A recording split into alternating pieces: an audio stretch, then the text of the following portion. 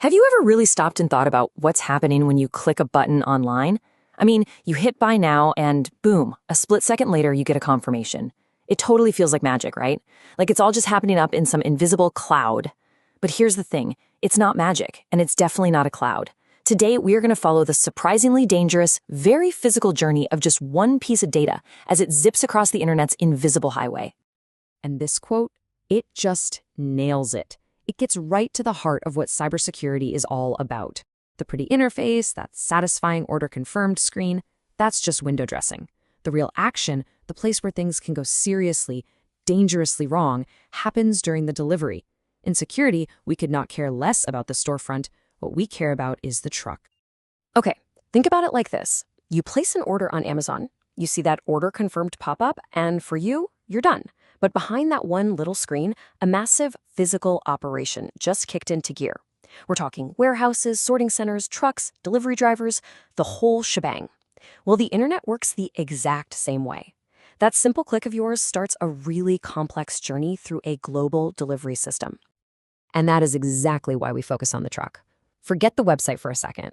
If you can intercept that data while it's in transit, stop the truck, peek inside the package, maybe even change the delivery address, you basically own the whole transaction. You control the system.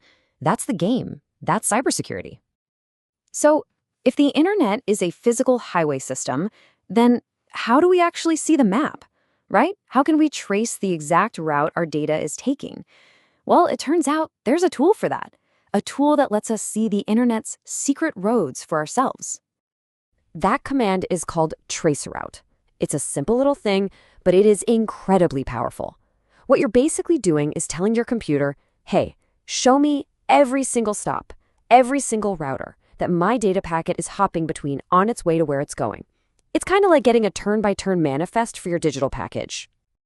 But here's the thing. Traceroute has two very different faces. An attacker, for instance, uses it to map out a target's network, looking for a weak link, some server they can exploit.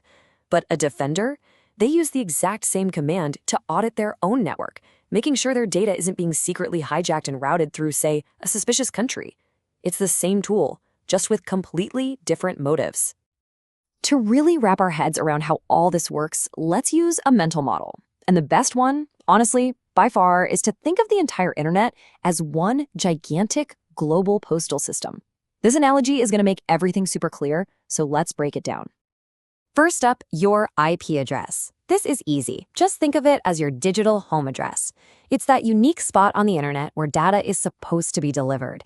It tells the system where you are. But what about proving who you are? See, that's different. That's where the MAC address comes in.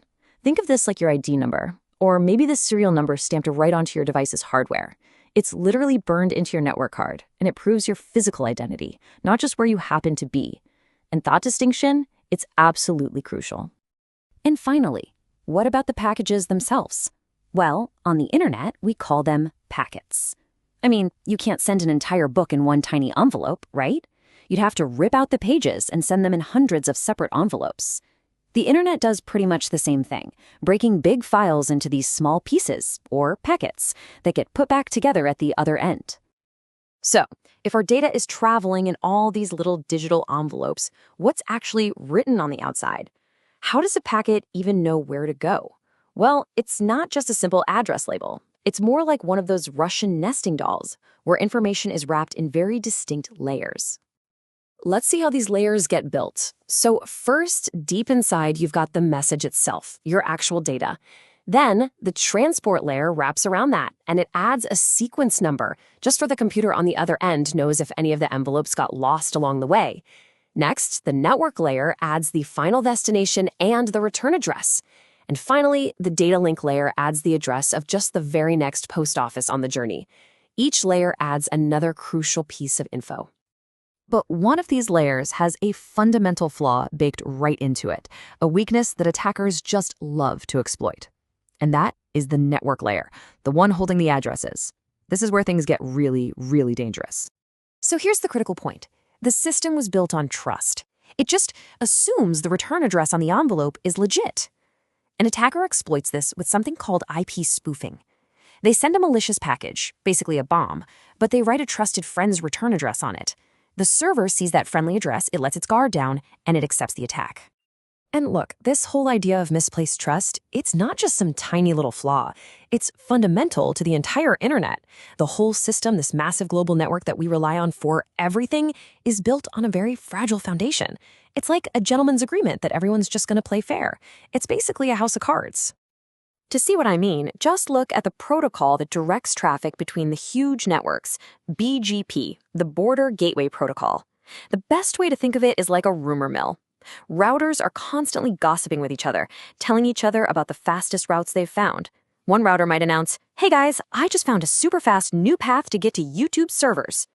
But what if someone lies to the rumor mill?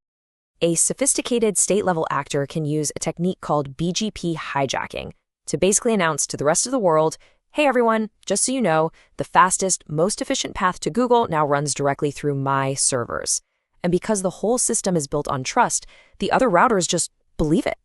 For hours, that actor could be intercepting an entire country's internet traffic before anyone even knows what's happening. And that brings us to the single most important idea in this entire explainer. The internet wasn't designed to be secure first. It was designed to be fast and resilient. Its entire architecture relies on this core assumption that all the participants are trustworthy. And in the world of cybersecurity, that trust is a massive exploitable vulnerability. All right, so let's do a quick recap of our journey.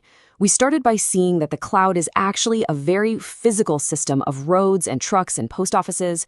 We saw how a tool like Traceroute lets us actually map out those roads. We then ripped open the envelopes to see how our data gets layered up. And finally, we discovered that the entire system is built on this really fragile foundation of trust, one that shows speed over security. So we've explored the highways. We've looked at the delivery trucks. We get how a package gets from one address to another. But how do we even know what the right address is in the first place? Now that you know how the roads are built, it's time to look at the phone book of the internet and see just how shockingly easy it is to trick a computer into going to the completely wrong house. We'll see you in the next one.